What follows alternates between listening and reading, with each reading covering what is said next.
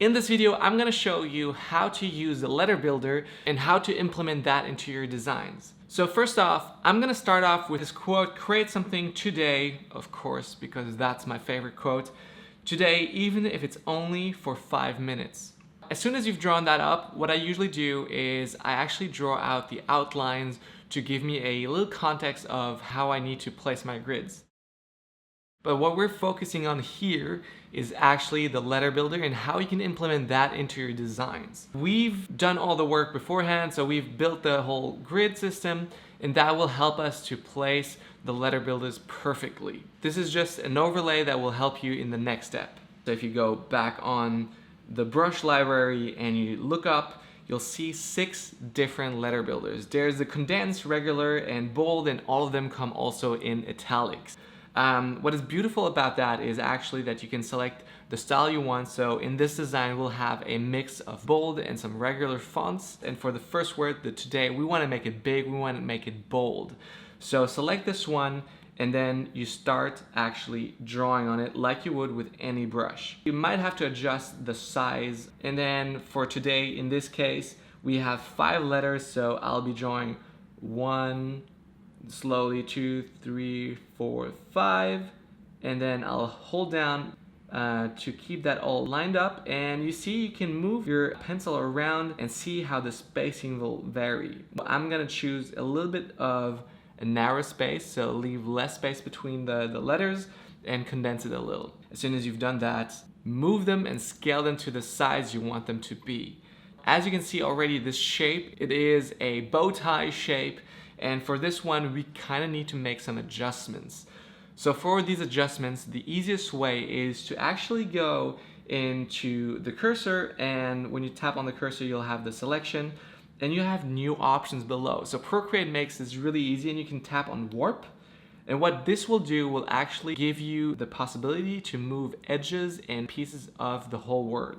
So I'll always start with the ends of the word and try to move them out, and you see it curves down. So this will be a little bit tougher than I thought it would be, and I'll move these around till I get it right, always trying to keep those lines straight. I'm pretty happy with how this looks. Think of how the letter is built, and then just follow those lines, inline, outlines. Then you can fill it up with some color. You go ahead, do that for every letter. And finally, always at the end of every word, I like to do some light adjustments. But this is actually achieved really easily by selecting the individual letter you want to change, to move around. Then with that, you select that letter, you select that with the selection tool, you crop it around, and you can use your fingers. Now you can use taps of fingers, left, right, up, down, and on the corners to slightly move them inch by inch. Well, actually, it's more like a pixel by pixel. So what I would recommend you to do here is really test it out. Test it out. What does it look like if it's more to the left, more to the right? And you'll see every letter will have a beautiful balance between the letter that comes before and comes after that single one. The next option is just a simple word. So even, we're gonna use a regular size letter builder, and we're gonna draw out those 4 letters, so 4 shapes of the letter builder, and we're gonna space them also really a little bit condensed, like condense that word, and just drawing out those outlines. And you can always put in your own style of letter. You can add serifs, you can add some distortions, you can add some movement, whatever it is.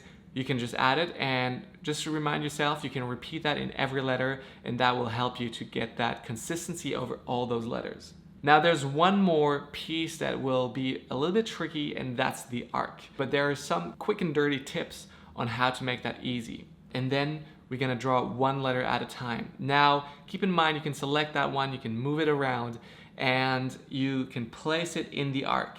Now, the hard part here is actually to get the angle right. What I do in these moments is actually I go back into the drawing guide, and you can tap on perspective. As soon as you've selected perspective, you tap on the screen and a circle will appear with all these lines going everywhere, like a burst of sunrise.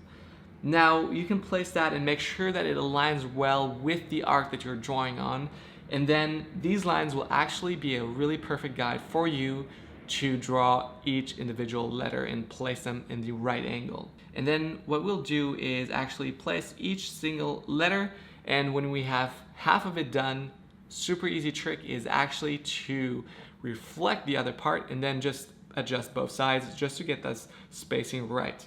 Drawing the letter is the easiest part of that because we've made it easy for you. So you just have to finish that letter and keep going, and do that for the rest of the words. Create different styles, play around with serifs, with the endings, with sans serifs, like make it bold, make it extra bold, like play around with the contrast, whatever you feel like works for you, do it and try it. Create something today, even if it sucks, and even if you only have 5 minutes, because this piece here, you can actually do it in 5 minutes if you work pretty fast with the letter builders. Done, and I hope you're having fun with that. Play around, move them around, use the warp tool to place them into your grids or into your shapes that you want to draw in. And yeah, that's pretty much it. Super easy, quick, easy tutorial. I wish you all the best. Thank you so much for watching.